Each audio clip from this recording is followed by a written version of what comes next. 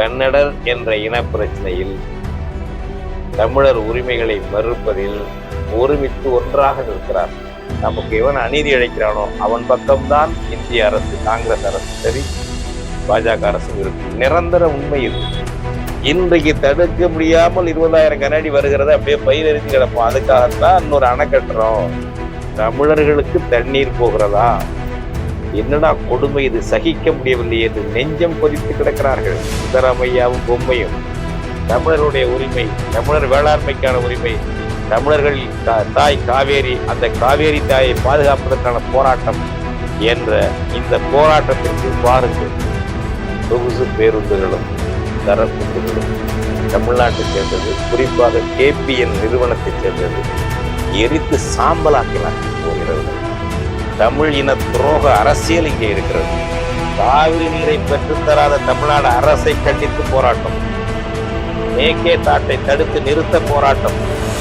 நூற்றுக்கணக்கான தமிழர்களை தெருக்களிலே வெட்டி வீழ்த்தினார்கள், படுகொலை செய்தார்கள்.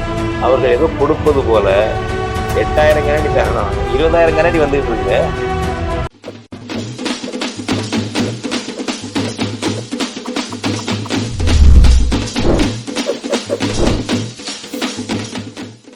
அன்பார்ந்த தமிழ் பெருமக்களே, வணக்கம்.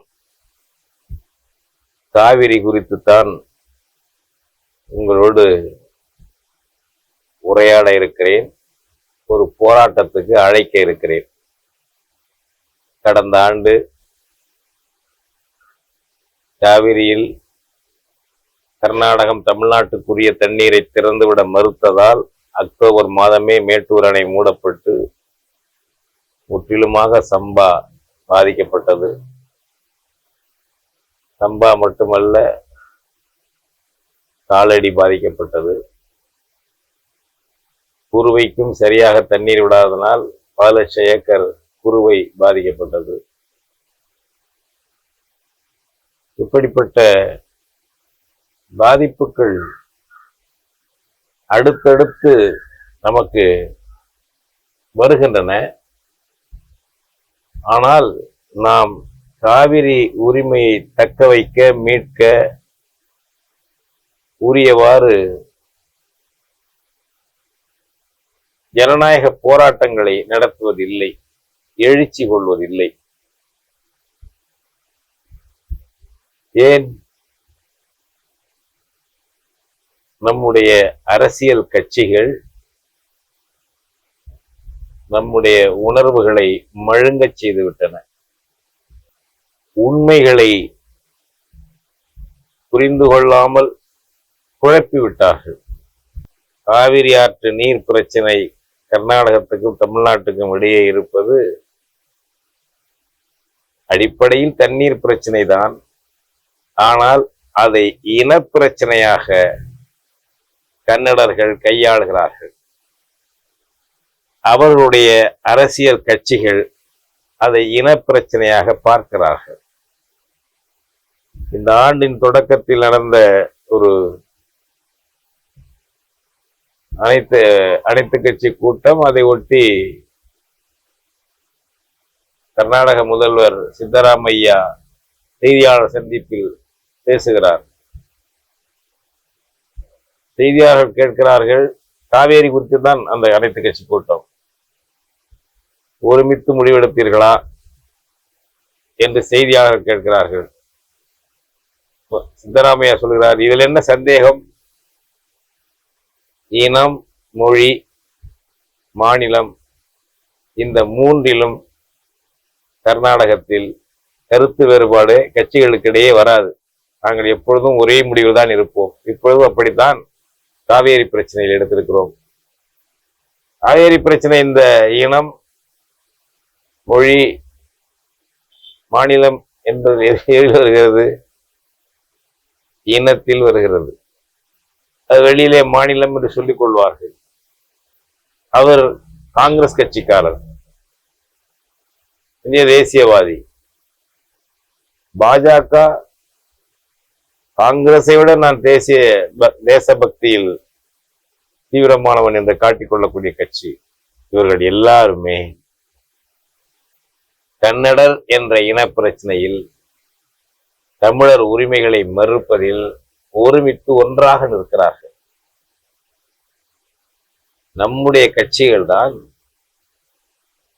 உண்மையான ஒரு பாசன பிரச்சனையாக கூட அதை பார்ப்பதில்லை.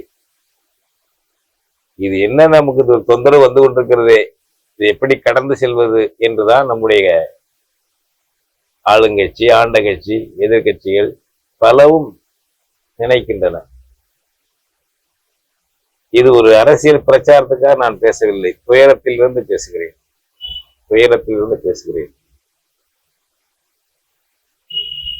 அனைத்து கட்சி கூட்டம் கர்நாடகத்தில் நடந்திருக்கிறது. இன்று இப்பொழுது நான் பேசுகிற நாள் என்பது 14/7/2024 மாலை நேரத்தில் நான் இந்த காணொளி பதிவை கொடுத்துக் கொண்டிருக்கிறேன். கர்நாடகத்திலே காவேரி தொடர்பாக அனைத்து கட்சி கூட்டம் நடந்தது. ஏன் அனைத்து கட்சி கூட்டம் இப்போது நடத்தினார்கள்? கடந்த 10ஆம் தேதி காவேரி ஒழுங்காற்று குழு கூட்டம் காணொளி வாயிலாக நடந்தது. அதிலே கர்நாடகத்தில் அணைகளில் இப்பொழுது உள்ள தண்ணீர், வந்து கொண்டிருக்கும் தண்ணீர், இதையெல்லாம் கணக்கில் எடுத்து அவர்கள் ஒரு நாளைக்கு ஒரு டிஎம்சின்னா 1000 மில்லியன் கியூபிக் ஃபீட், அதாவது 100 கோடி கன அடி தான் ஒரு டிஎம்சி என்பது.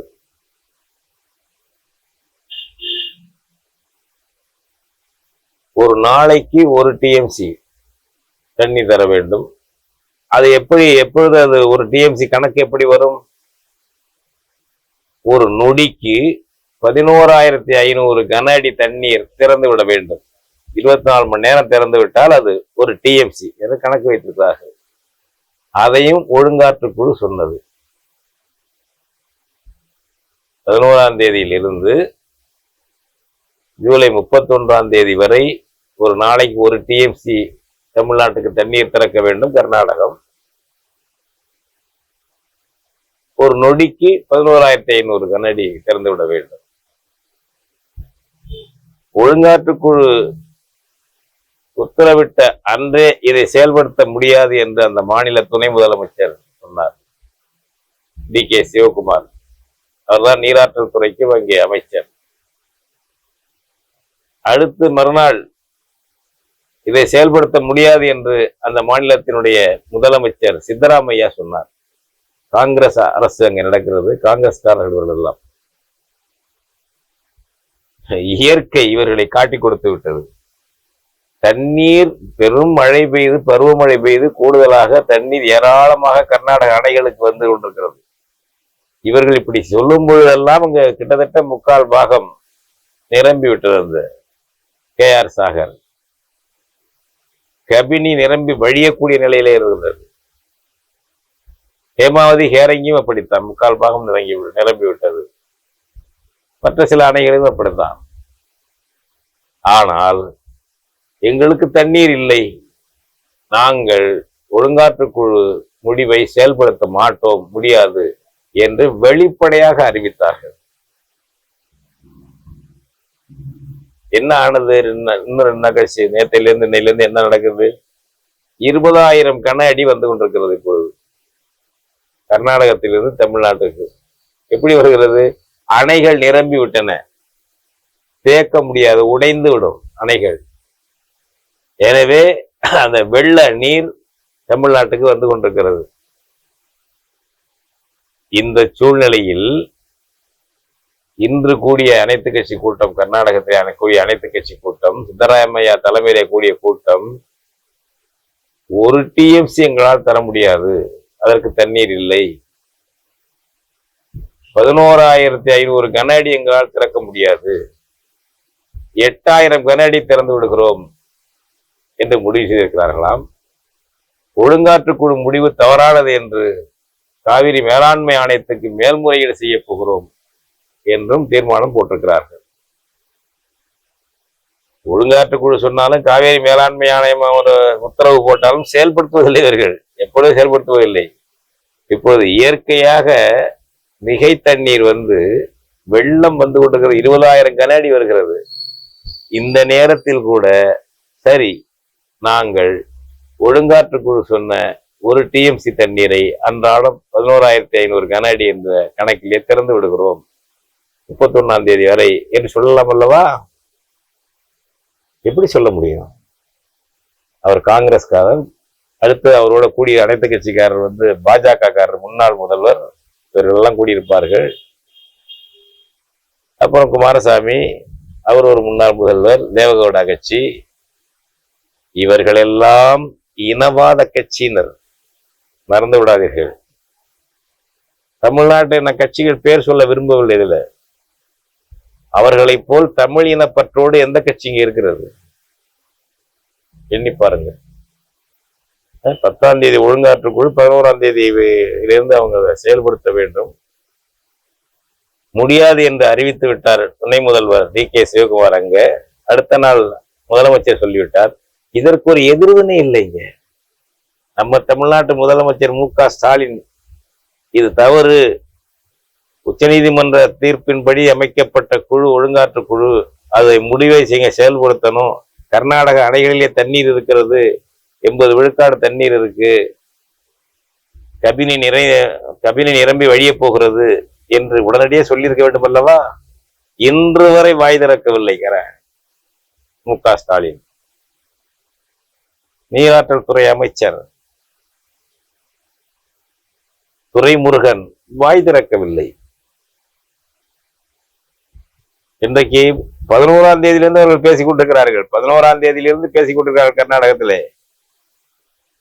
அன்றிலிருந்து இன்று வரை பேசவில்லை, அவர்கள் பேசவில்லை. இன்றைக்கு அவர்கள் ஏதோ கொடுப்பது போல 8,000 கனடி தரணும், 20,000 கனடி வந்துட்டு இருங்க. தமிழர்களை புரிந்து கொள்ளுங்கள்.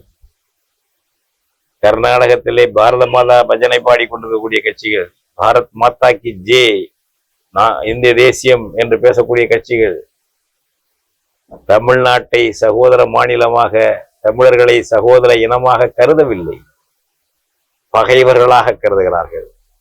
அழிக்கப்பட வேண்டியவர்கள், ஒழிக்கப்பட வேண்டியவர்கள் என்ற நிலையிலே கருதுகிறார்கள். யார் யார்? யாரோ வீதியிலே போகக்கூடிய கன்னட வெறியர் அல்ல. சித்தராமையானுடைய முழுமனமும் அதுதான். அங்கே பொம்மை என்று இருந்தாரே அமைச்சர், முதலமைச்சராக பாஜக, அவருடைய மனநிலையும் அதுதான். அதனால்தான் தொடர்ந்து அவர்கள் இந்த காவேரி தண்ணீர் தமிழ்நாட்டுக்கு கிடையாது என்று சொல்லி வருவார்கள். இன்றைக்கு தடுக்க முடியாமல் 20,000 கனஅடி வருகிறது, அப்படியே பயிர் எரிஞ்சு கிடப்போம். அதுக்காகத்தான் இன்னொரு அணை கட்டுறோம். தமிழர்களுக்கு தண்ணீர் போகிறதா? என்னடா கொடுமை இது, சகிக்க முடியவில்லை என்று நெஞ்சம் கொதித்து கிடக்கிறார்கள். சித்தராமையாவும் பொம்மையும், காங்கிரஸ்காரர்களும் பாஜக காரர்களும் கர்நாடகத்திலே நெஞ்சம் கொதித்து கிடக்கிறார்கள். இந்த நிலையில் கூட தண்ணீரை குறைத்துத்தான் நாங்கள் தருவோம் என்று சொல்லுகிறார்கள். தப்பித்தவரி சித்தராமையா அந்த 1 டிஎம்சி தருகிறோம் என்று சித்தராமையா கட்சியும் பாஜகவும் முடிவு செய்து எதுவும் அறிவித்திருந்தால் கர்நாடகத்திலே போராட்டம் வரும். கன்னடர்கள் என்ற தலைப்பிலே எல்லாரும் போராடுவார்கள். யாரோ கன்னட சாலுவாலிகா அமைப்பு மட்டுமல்ல, இன்னொரு அமைப்பு மட்டுமல்ல, எல்லாரும் போராடுவார்கள். கன்னடர்கள் அப்படி இருக்கிறார்கள். ஆனால் நமக்கு அதை தவறு, கொடுக்க வேண்டும் என்று சொல்லக்கூடிய நிலையில் கூட நமக்கு முதலமைச்சர்கள் இல்லை. அவர்களை மட்டும் சொல்ல குற்றம் இல்லை. எதிர்கட்சி தலைவர் எடப்பாடி பழனிசாமி கேட்கலாம் அல்லவா? எதற்கெடுத்தாலும் ஸ்டாலின் மீது குறை சொல்லக்கூடிய எடப்பாடி பழனிசாமி இதை வாங்க முடியவில்லை என்றாலும் சொல்லலாம்ல. அவருடைய லாபத்து, அரசியல் லாபத்துக்காவது காவிரியை பயன்படுத்தலாம் அல்லவா? எடப்பாடி பழனிசாமி அவருடைய அரசியல் லாபத்துக்கு கூட பயன்படுத்தவில்லை. பெருமக்களே, புறக்கணிக்கப்பட்டவர்களாக நாம் இருக்கிறோம். தயவு செய்து சுருக்கமாக பாருங்கள். அவர்கள் இன பிரச்சனை, இன வெறி, நாம் ஒழிக்கப்பட வேண்டிய இனம் தமிழ் இனம் என்ற கருத்தில் இருக்கிறார்கள். இதெல்லாம் நான் ஒரு தமிழ் தேசியன் என்பதனால் கற்பனையில் மிகைப்படுத்தி பேசுகிறேன் என்று சிலர் நினைக்கக்கூடும். சான்றுகளோடு சொல்லுகிறேன். 1991 அதன் பிறகு பிறந்த பிள்ளைகளுக்கு தெரியாது, அந்த காலத்தில் சிறு பிள்ளைகளா இருந்தவர்களுக்கும் தெரியாது, பெரியவர்களுக்கு தெரியும். 1991 நவம்பர் டிசம்பரிலே உச்ச நீதிமன்றம் ஒரு தீர்ப்பு சொன்னது. என்ன தீர்ப்பு சொன்னது என்றால், காவேரி தீர்ப்பாயம் இடைக்கால தீர்ப்பு வழங்கியிருந்தது. 1991 ஜூன் 25 காவேரி தீர்ப்பாயம் முதல் ஒரு இடைக்கால தீர்ப்பு வழங்கியிருந்தது. 205 டிஎம்சி தமிழ்நாட்டுக்கு தண்ணீர் திறந்து விட வேண்டும் என்று மாதவாரியா கணக்கெல்லாம் போட்டிருந்தார்கள். இடைக்கால தீர்ப்பு செல்லாது என்பது கர்நாடகத்தினுடைய வாதம். பங்காரப்பா என்பவர் காங்கிரஸ்காரர் முதலமைச்சராக இருந்தார். செல்லுமா செல்லாதா என்ற பேச்சு செல்லும் என்று தமிழ்நாட்டு தரப்பிலே சொல்லப்பட்டது. உச்ச நீதிமன்றத்தை கருத்து கேட்கிறார்கள். குடியரசுத் தலைவருக்கு அனுப்பி வைக்கிறார்கள். குடியரசுத் தலைவர் உச்ச நீதிமன்றத்துக்கு அனுப்பி வைக்கிறார் கருத்து கேட்டு. செல்லுமா செல்லாதா, அதாவது செல்லுமானா இடைக்கால தீர்ப்பு இறுதி தீர்ப்பு போல அதிகாரம் கொண்டதா இல்லையா என்பதுதான். உச்ச நீதிமன்றம் தெளிவாக சொல்லிவிட்டது, இடைக்கால தீர்ப்பு இறுதி தீர்ப்பு போல் முழு அதிகாரம் கொண்டது, செயல்படுத்த வேண்டும் என்று. இது தாங்க. அப்ப நரசிம்மராவ் தலைமை அமைச்சர் காங்கிரஸ்காரர், அவர் ஒண்ணும் பண்ணல. அந்த உச்ச நீதிமன்ற தீர்ப்பை கெசட்ல இந்திய அரசு இதெல்லாம் வெளியிட செய்தார், அவ்வளவுதான். அவர் ஒண்ணும் செயல்படுத்தல போகல. அந்த 205 டிஎம்சி கொடுக்கணும்லாம் சொல்லவும் ஒண்ணும் இல்ல, கெசட்ல வெளியிட்டதுதான். அது குற்றம் என்று சொல்லி கர்நாடகம் கொந்தளித்தது. ஒட்டுமொத்த கர்நாடகம் கொந்தளித்தது. என்ன செய்தார்கள்? தமிழர்களை படுகொலை செய்தார்கள். கேட்டு பாருங்கள், நான் மிகைப்பை சொல்கிறேன் என்று. நூற்றுக்கணக்கான தமிழர்களை தெருக்களிலே வெட்டி வீழ்த்தினார்கள், படுகொலை செய்தார்கள். கசாப்பு கடை போல நடத்தினார்கள் தமிழர்களை. ஈழத்தில் நடந்தது மட்டுமல்ல படுகொலை, அது பெரும் படுகொலை. கர்நாடகத்திலே நம்முடைய தமிழர்களை படுகொலை செய்தார்கள், நூற்றுக்கணக்கானவர்கள். ஆயிரக்கணக்கான தமிழர் வீடுகள் கடைகளை எல்லாம் பிரித்து நாசமாக்கி எரித்து சூறையாடினார்கள், வீடுகளை சூறையாடினார்கள். 2 லட்சம் பேர் அகதிகளாக தமிழ்நாட்டுக்கு ஓடி வந்தார்கள். 2 இடங்கள், ஜெயலலிதா முதலமைச்சர் 2 இடங்களிலே, ஒன்று அந்த கோபிச்செட்டிப்பாளையம் பக்கத்திலே ஒரு அகதி முகாம், அதாவது கர்நாடகத்திலிருந்து தப்பி வந்த தமிழர்களுக்கு, ஆண்கள் பெண்களுக்கு, இன்னொன்று தெற்கே என்று 2 அகதி முகாம். இந்தியாவுக்குள்ளேயே தமிழ்நாட்டில் 2 அகதி முகாம், கர்நாடகத்திலிருந்து தப்பி வந்த தமிழர்களுக்காக என்று பிறந்தார் ஜெயலலிதா அன்றைய முதலமைச்சர். இது இன அரசியலா, இல்லை ஏதோ அவங்களுக்கு தண்ணீர் பற்றாக்குறையினால் நம்ம பாதிப்பு வந்து ஆத்திரப்பட்டு நம்மை தாக்கினார்கள்? அதுவும் கூட அங்க இருக்கிற தமிழர்கள், ஆண்களும் பெண்களும் மாணவர்களும் தமிழ்நாட்டுக்கு தண்ணீர் கொடு என்று கோரிக்கை வைத்தார்களா? ஊர்வலம் போனார்களா? உண்ணா போராட்டம் நடத்தினார்களா? என்ன செய்தார்கள்? தமிழர்களை கை நீட்டி தமிழ்நாட்டுக்குள் வந்து அடிக்க முடியவில்லை. எனவே இதே இனத்துக்காரன் அங்கே இருக்கிறான், நம்ம கண் முன்னால் இருக்கிறான், தமிழன் தமிழச்சி, அடி கொலை பண்ணு என்று கொன்றார்கள் கன்னடர்கள். எத்தனை பேருக்கு தூக்கு தண்டனை? எத்தனை பேர் சிறையில இருக்கான்? ஒருத்தன சிறையில கிடையாது, எல்லாம் வந்துட்டான். உண்டா இல்லையா? 91. இது இனவெறி ஆட்டமா? இது காவேரி தண்ணீர் பற்றவில்லை என்பதற்கான ஒரு பொருளாதார பிரச்சனையா? தோழர்கள், கம்யூனிஸ்ட் தோழர்கள் சொல்லுவார்கள், பொருளாதார பிரச்சனை. இது என்ன பிரச்சனை? இது பொருளாதார பிரச்சனையா, இனப்பிரச்சனையா? இனப்பிரச்சனை. நிறைய சொல்ல முடியும். இது நான் சொல்றது 1991 நவம்பர் டிசம்பர். 2016 உச்ச நீதிமன்ற தீர்ப்பு தான். அப்போ உச்ச நீதிமன்ற தீர்ப்பு, தண்ணி திறந்தவனு இருக்க தண்ணியை இவ்வளவு தரணும்னு அவங்க தரணும்னு சொல்லி போய் உச்ச நீதிமன்றம் இவ்வளவு கொடுங்கன்னு சொன்னிச்சு. ரொம்ப குறைச்சுதான் சொன்னிச்சு உச்ச நீதிமன்றம். அப்ப அன்றைய நிலையில அதை எதிர்த்து போராட்டம், தாக்குதல் நம்ம ஊரில், அங்க கர்நாடகத்துல பெங்களூர்ல ஒரு ஒரு ஒரு ஊர்திகள் வந்து நிறுத்தப்பட்டிருக்கும் இடத்துல 200க்கும் மேற்பட்ட சொகுசு பேருந்துகளும் சரக்குந்துகளும் தமிழ்நாட்டை சேர்ந்தது, குறிப்பாக KPN நிறுவனத்தை சேர்ந்தது, எரித்து சாம்பலாக்கினார்கள் ஓர் இரவுல. 2016 செப்டம்பர் என்று நினைக்கிறேன். இது இனப்பிரச்சனையா, தண்ணீர் பிரச்சனையா? அந்த பஸ்ஸுகளும் அந்த பஸ் முதலாளிகளும் அந்த ஊர் மக்களும் ஏதாவது தமிழ்நாடு தண்ணி விடுன்னு போராடினாங்களா? இது இனச்சிக்கல். இதை பொருளாதார சிக்கல் மாதிரியும் அவர்கள் முரட்டுத்தனம் செய்கிறார்கள், பிடிவாதம் செய்கிறார்கள் என்பது போலவும் சித்தரிப்பது என்பது தமிழ் இனத்துக்கு துரோகம் செய்வதாகும். யார் செய்தாலும் சரி, தமிழ் இன துரோக அரசியல் இங்கே இருக்கிறது. நாங்கள் என்ன எட்டு கெட்டியா சொல்லுகிறோம், இதெல்லாம் பாதிக்கப்பட்டு சொல்லுகிறோம். இதற்கு என்ன எதிர்வினை இங்கே இந்த தமிழ்நாட்டுல? அதுபோல் கொளுத்துங்கன்னு சொல்ல ஒரு போராட்டம் கூட இல்லையே. கொலை செய்த குற்றவாளிகள் வீடுகளை எரித்த கயவர்கள் அத்தனை பேருக்கு தண்டனை வேண்டும் என்று கூட தொடர்ந்து இயக்கவில்லை. வழக்கறிஞர் பி.ஆர். குப்புசாமி அவர்களும் இன்னும் சில பேரும் முயற்சி பண்ணி வழக்கு போட்டார்கள். உச்சநீதிமன்றம் வரை போனது. அந்த வழக்கில் தான் சில நிவாரணங்கள், சில பேர் மேல் நடவடிக்கை என்றெல்லாம் வந்தது. வேற எதுவும் இல்லை. தனிப்பட்ட முறையில் அவங்க முயற்சி பண்ணது. கர்நாடகத்தில் தமிழர் வழக்கறிஞர் இருந்தார், பேர் நினைவு மறந்து பேர் நினைவுலாம் போயிடுச்சு. அவரும் பி.ஆர். குப்புசாமி, கரூர் பி.ஆர். குப்புசாமி ஐயா அவர்களும் முயற்சி பண்ணாங்க, வழக்கு போட்டாங்க. அரசு ஆடவில்லை. தமிழ்நாடு அரசு அன்னைக்கு அசையவில்லை. பெருசா ஒன்றும் அலட்டிக்கல. கட்சிகளும் ஒன்றும் பண்ணிக்கல. தொடர்ந்து இப்படி இருக்கு தமிழ்நாட்டுல. இந்த ஆண்டு நமக்கு போன ஆண்டிலிருந்து பாதிப்பு. இந்த ஆண்டு குறுவை போயிட்டு மட்டும் போயிடுச்சு. போன ஆண்டு 5,10,000 ஏக்கர் குறுவை சாதனை என்று ஏதோ ஆட்சியாளர்கள் அரசியல் பரப்புரைக்கு பயன்படுத்தி கொண்டார்கள். தண்ணீர் இருந்தது, மக்கள் விவசாயம் செய்தார்கள். அது தாங்கள் ஏதோ போய் போராடி வாதாடி தண்ணீர் கொண்டு வந்தது போல முதலமைச்சரே வந்து மேட்டூர்ல திறந்து விட்டார். ஜூன் மாதம் தேங்கி கிடந்த தண்ணீரை, மிச்சம் பிடிச்ச தண்ணீரை இப்பொழுது சுத்தமா குறுவை போயிடுச்சு.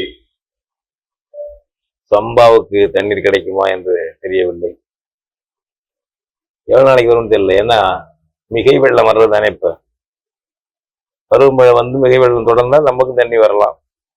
கன்னடன் பெரியோடு தடுக்க முடியாது. இப்போ தடுக்கிறதுக்காக தான் மேற்கேட்ட அணை கட்டிட்டு இருக்கான். இல்லை என்றால் அதுவும் போயிடும். ஒரு பதைப்பு இல்லை முதலமைச்சர்கிட்ட, அமைச்சர்கிட்ட, மற்ற கட்சிகள்கிட்ட.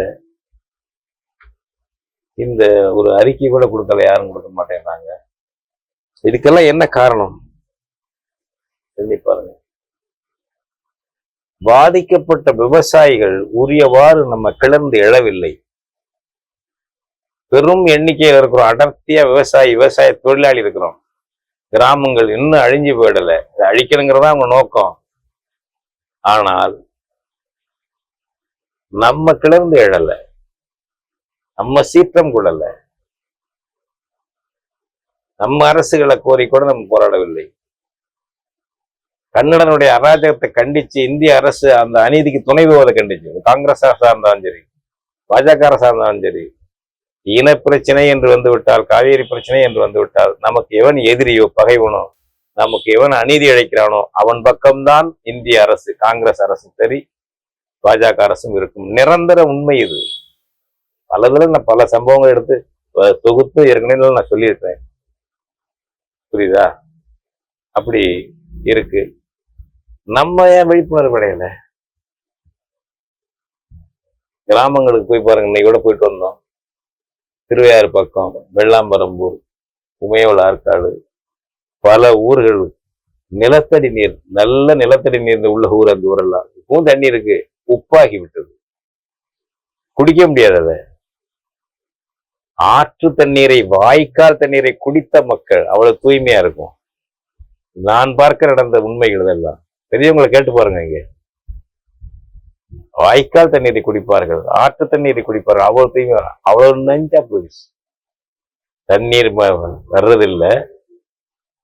தண்ணீர் வராதனால என்ன ஆகுது? நிலத்தடி நீர் வற்றி உள்ள இல்லாதனால கடல் நீர் உள்ள வந்துட்டே இருக்கு ஆழத்துல. இங்க ஆழமா குழா போட்டீங்கன்னா அந்த அந்த கடல் நீர் சேர்ற இடத்துல போய் நம்ம குழாய் இறங்குது, உப்பு தண்ணியாக வருகிறது.